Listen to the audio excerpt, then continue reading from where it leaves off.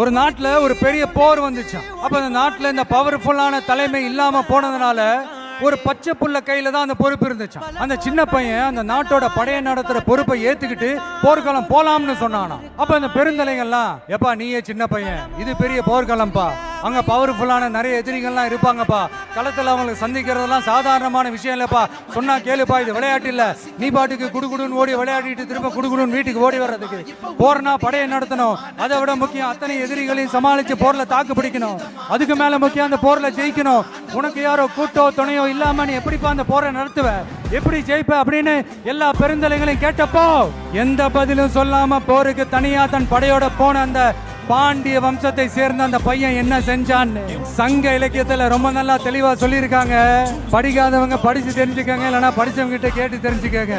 ஆனா கெட்ட பையன் சார் அந்த சின்ன பையன்.